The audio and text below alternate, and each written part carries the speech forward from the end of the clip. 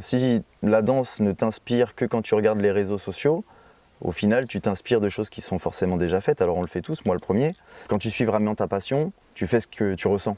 Et en plus de ça, ça te plaît. Bien sûr, il faut travailler avant que ça te plaise, mais dans tous les cas, tu fais ce que tu aimes, vraiment, et ce que tu veux.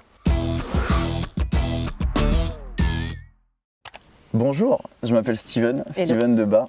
Je viens de Fontainebleau du coup, donc merci de m'accueillir dans cette magnifique forêt. Je suis chorégraphe depuis maintenant 10-12 ans, je ne sais plus exactement en vrai. Professeur forcément de danse aussi. Et puis à peu près voilà, co-gérant de l'école Cohésion, professeur au Lac Studio, professeur au studio Influence. Donc la danse. Et puis vraiment l'enseignement à fond. Voilà. Ok, hyper intéressant et très très beau parcours. J'espère que c'est pas fini. Mais non, c'est que le début. Voilà. Du coup, ma première question, c'est quelles sont selon toi les erreurs les plus fréquentes que font les jeunes qui veulent devenir danseurs professionnels? Alors je dirais pas forcément que ce soit... je pense pas que ce sont vraiment des erreurs parce qu'en vrai, même si c'est une erreur en soi, c'est une expérience à prendre pour aller de l'avant et voir d'autres choses. Ouais. Mais je pense que maintenant, c'est surtout le manque de capacité à cumuler plusieurs choses. J'ai déjà entendu certains jeunes avoir envie d'arrêter l'école directement pour se mettre que dans la danse, et de visibilité aussi et de compréhension on va dire du monde comme ça en général, mais Okay. de comment même fonctionnent aussi les réseaux, de comment fonctionnent toutes les applications qu'on utilise, l'IA bientôt aussi, qui a déjà bien avancé, et il faut vraiment, alors moi je m'y connais pas plus que ça, mais au moins on sait que ça existe, et on sait aussi qu'il y a certaines vidéos qui ne sont pas vraies sur les réseaux. Ouais, et ça, je pense que malheureusement, il y a beaucoup de personnes qui se font avoir. Donc voilà, ils sont peut-être pas forcément trop concentrés. Alors c'est normal, hein, c'est des étapes aussi, mais il faut ouvrir les yeux sur tout ce qui se passe autour pour comprendre où on vit et comment tout fonctionne. Ouais, ok. Quel rôle l'éducation joue-t-elle dans la carrière d'un danseur? Et pourquoi, à ton avis, faut-il pas la négliger? Il faudrait pas la négliger. Tu parlais d'école justement. Alors si tu veux, déjà dans l'éducation en soi, on a tous une éducation familiale qui est différente de par nos parents. Ouais. Je pense que la première, c'est comment on t'a donné de la confiance au sein de la famille. Je pense qu'il y a des enfants qui sont un peu plus chéris, ils grandissent un petit peu plus en fils à maman, fils à papa, petit roi, voilà, etc. Et il y a d'autres enfants qui sont un peu plus, on leur apprend un peu plus à rester à leur place, à peut-être voilà, pas trop déranger, moins s'imposer, etc. Ouais. Et donc je pense qu'aussi dans la danse, forcément, ça joue. Quand tu es devant la caméra, après, il faut... Ouais, mais après, ça, je pense que c'est le premier point, vraiment au niveau de l'éducation. Je pense que le deuxième point, c'est si on a la chance d'avoir une éducation qui nous amène à, justement, ouvrir le regard sur et s'intéresser à beaucoup de choses, à faire beaucoup d'activités sportives, même à potasser des bouquins ou du jardin, enfin, peu importe en fait. Mais une éducation qui n'avance pas que dans la même direction, mais qui te permet d'explorer plusieurs domaines. Choses. Je pense que c'est très intéressant aussi pour la créativité notamment, parce qu'en fait les sources d'inspiration sont partout. Donc si tu arrives à faire en sorte d'avoir les yeux ouverts, qu'on t'apprend en tout cas à le faire, parce que je pense que ça s'apprend, donner de l'intérêt à différentes choses, comme le fait d'avoir un cadre ici, tu vois, venir en forêt et tout, c'est génial, il fait bon en plus. Ouais. Et il y avait, je pense qu'il y a un autre point d'éducation aussi qui est important, ce serait plus une éducation, s'éduquer soi-même, une éducation que tu fais envers toi-même, pour t'amener à comprendre rapidement où tu te places, ce que tu as, parce qu'il ne faut pas négliger aussi ses skills, en tout cas ses points forts, mais aussi ce que tu n'as pas et où est-ce que tu pourrais aller les trouver. Donc il y a un gros rôle aussi d'éducation envers nous-mêmes, je pense, à avoir, mais c'est aussi lié à l'éducation que les parents nous fournissent et aux fréquentations bien sûr. Ouais, c'est à peu près tout, hein. Et après, l'éducation à l'école, bon c'est différent, mais moi il y a des choses qui m'intéressaient, il y a des choses qui m'intéressaient moins. J'avais compris que c'était le cursus. J'étais forcément quelqu'un d'assez excité, donc Rester 7 heures assis sur une chaise, c'était pas forcément... C'est pas ton truc, ouais. Non, ça m'endormissait plus qu'autre chose. Mais il y avait des choses à comprendre et surtout, moi, ça m'a canalisé et ça m'a forcé un petit peu à suivre, à rester concentré aussi. Okay.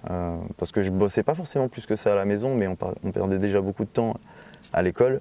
Donc si on peut faire en sorte d'être un minimum concentré, ça évite de perdre trop de temps, tu vois, déjà assis toute la journée. Voilà, c'est à peu près tout. Je sais plus après si... Je pense que encore, tu vois, j'ai... Non, mais c'est bien. Donc du coup, tu as parlé de s'éduquer plus ou moins soi-même.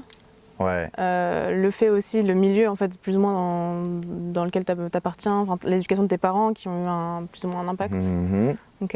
Ouais. Et le troisième point. Moi j'ai eu de la chance, tu vois, avec mes parents. Mon père, on venait en forêt, on faisait de l'escalade. On a été en falaise aussi, on a été faire des cascades, on a été... il avait toujours son mois pendant les vacances où il partait tout seul faire ses activités sportives, ouais. Parce qu'avec la famille, il ne pouvait pas s'éclater comme il voulait. Et au final, en grandissant, je pense que je suis un peu pareil.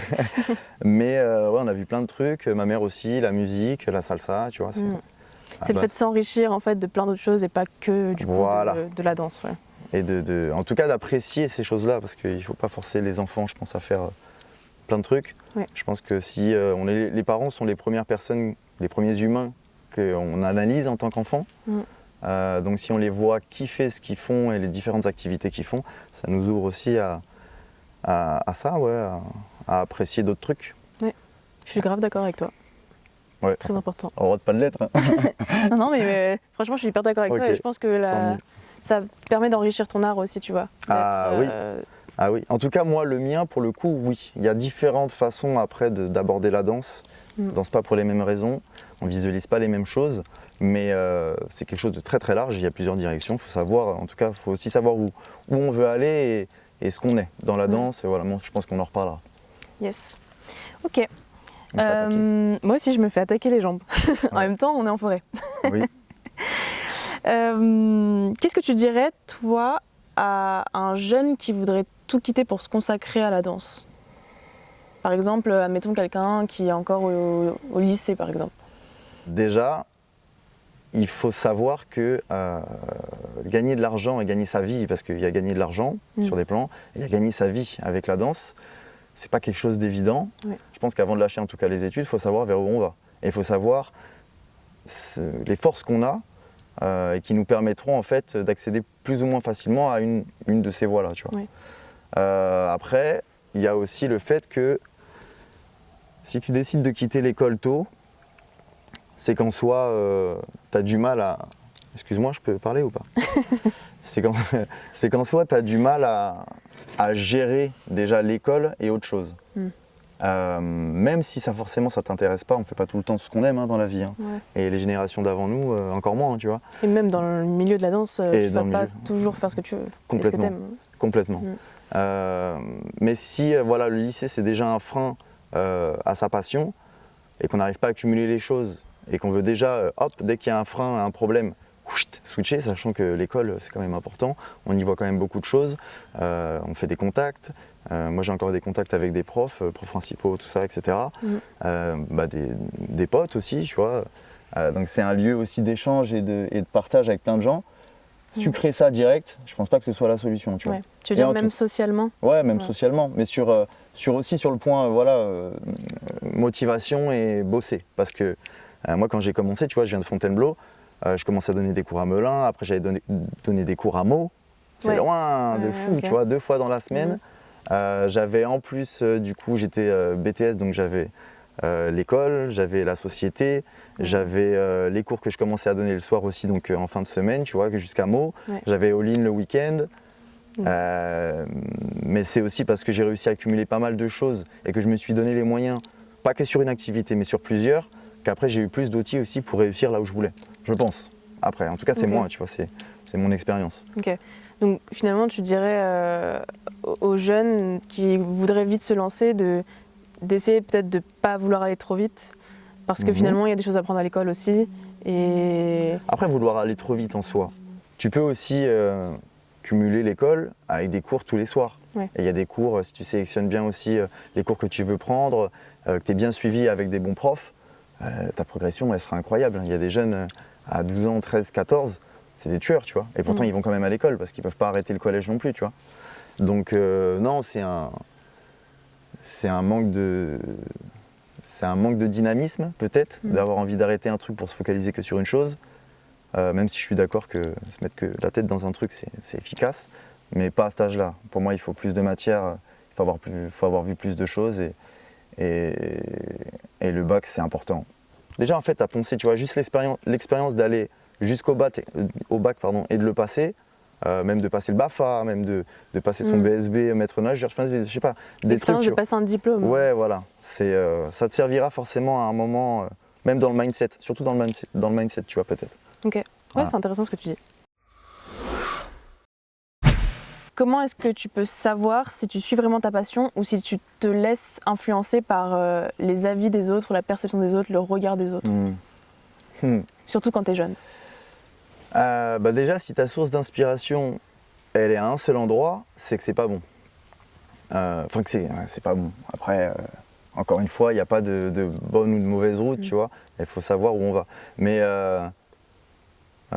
si la danse ne t'inspire que quand tu regardes les réseaux sociaux, au final, tu t'inspires de choses qui sont forcément déjà faites. Alors, on le fait tous, moi le premier. Mais la musique, la danse, le mouvement, en fait, les sources d'inspiration, elles sont partout, tu vois. Elles sont partout autour. Donc, c'est se fermer en fait à d'autres outils et à d'autres matières. Quand tu suis vraiment ta passion, tu fais ce que tu ressens. Et en plus de ça, ça te plaît. Bien sûr, il faut travailler avant que ça te plaise, mais dans tous les cas, tu fais ce que tu aimes, vraiment, et ce que tu veux. Tu fais pas forcément trop pour les autres. Ouais. Maintenant, il faut se mettre à la place de celui qui te regarde, et donc il faut forcément aussi mettre des choses qui vont peut-être pas forcément moins te plaire, mais qui vont forcément plaire au public, et après trouver une façon à toi d'y mettre ta créativité ou le truc qui va faire que tu vas kiffer encore plus ta patte, tu vois. Ouais. Mais pour un cours, par exemple, même un cours de rentrée, c'est bien de prendre un son qui, peu importe la vibe que tu veux, mais un son efficace, c'est un son qui va rester, tu vois. Un son qui, et en plus de ça, après, donc je pense à moi, mais je pense aussi à l'ambiance dans la salle, au mood que les gens vont avoir plus ou moins à la rentrée ou quoi que ce soit, tu vois. Voilà. C'est vrai qu'en tant que Donc tu peux être influencé un peu, mais dans le bon sens. Oui. En tant que professeur, en même temps, tu es un petit peu obligé de penser un minimum aux autres et à tes élèves. Ouais. Même dans la gestuelle, tout bêtement, tu vois. J'essaie de mettre en place des mouvements. C'est pour ça que j'adore le dancehall aussi, même les step old school, etc. C'est parce que c'est des mouvements que tout le monde peut faire. Tu mets une vibe de ouf dedans. Donc même moi, dans mes chorés, j'essaye pas de mettre des trucs, il n'y a que moi qui vais réussir. Alors je vais aller loin, mais les saltos arrière, tout ça, non, tu vois. Après, il faut les tripes pour danser. C'est ça, là. Il faut rentrer en transe dans le mouvement, dans les contractions musculaires, dans ce que tu mets dedans, tu vois, etc. Faut pas juste tout marquer. Faut aller chercher les trucs vraiment dans le ressenti. Du coup, c'est justement là, en fait, c'est certainement l'important, ça va être d'essayer de s'écouter et de savoir si tu es en train de kiffer encore. Bien sûr. Et d'ailleurs, dans des créas, ça m'est déjà arrivé de vouloir mettre un step, que ce soit dancehall ou même light fit et tout, et je le fais, en fait, mon corps, j'arrive pas à le ressentir, tu vois, le truc. Donc soit c'est parce que, c'est pas soit, ça demande plus de travail, et donc du coup, vu que le cours c'est ce soir, non, tu vois, je vais pas mettre un mouvement pour mettre un mouvement. Après, je peux le mettre aussi pour le travailler. Dans tous les cas, les mouvements que je mets en choré, c'est pour moi-même aussi les travailler, forcément. Mais là, il faut mettre les trucs, faut danser vrai, faut être vrai quand tu danses. C'est avant tout de faire ça je pense avec le cœur, tu vois, genre la danse, ça reste avant tout une passion pour ceux qui se lancent dedans, je pense. Complètement.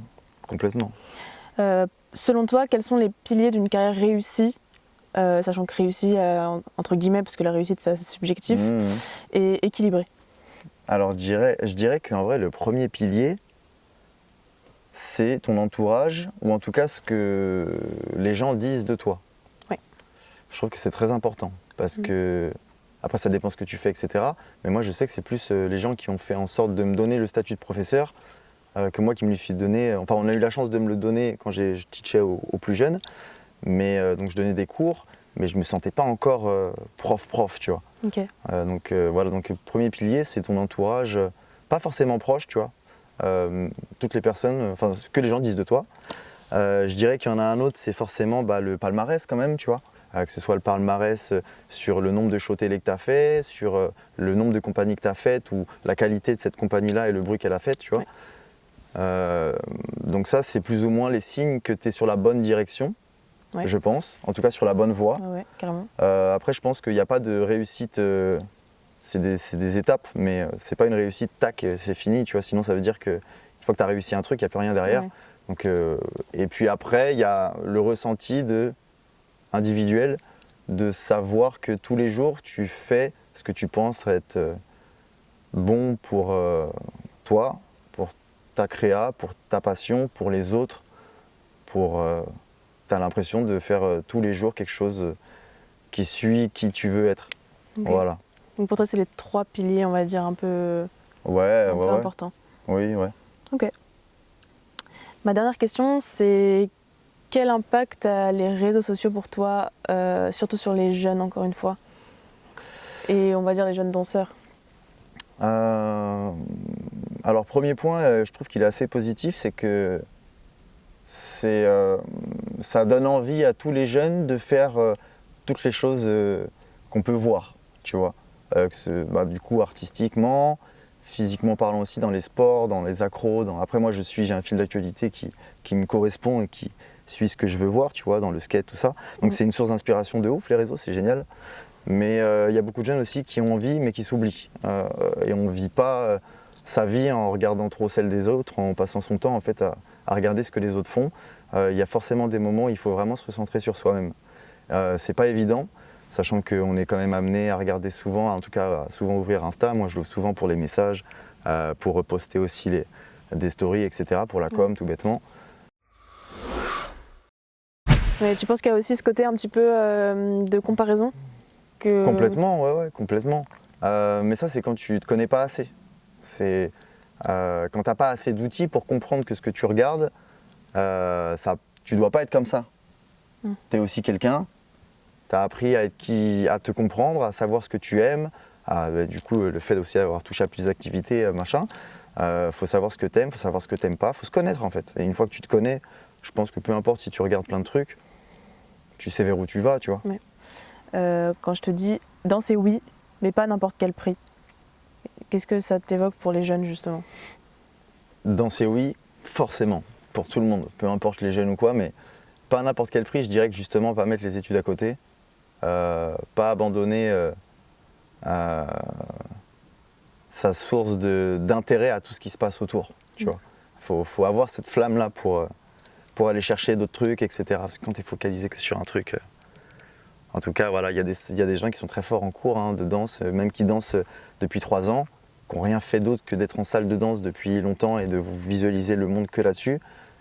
On a une petite partie de la population quand même à être dans la danse, tu vois. Il y a quand même beaucoup de gens sur cette terre qui peuvent pas danser, qui n'ont pas le droit de danser à l'extérieur, tu vois. Ce qui peut être le cas, en tout cas moi quand j'avais été au Liban, on n'avait pas le droit de danser à l'extérieur. Après, encore pire pour les femmes, tu vois, à certains endroits. C'est une chance, mais voilà, il faut s'ouvrir en tout cas. Donc ouais, à n'importe quel prix, je dirais plus que faut pas se fermer des portes. Okay. Surtout dans la danse. Voilà, et d'être conscient que y en a des gens, il y en a des activités.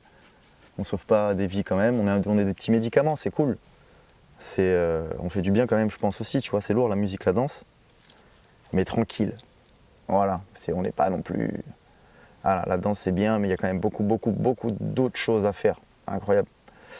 Il ne faut pas se prendre la tête trop parce qu'il y a des gens, ils se prennent un peu trop au sérieux, tu vois, dans la danse. Tranquille, tu fais que de la danse. Viens, on fait une dictée. Ok, super. Merci beaucoup.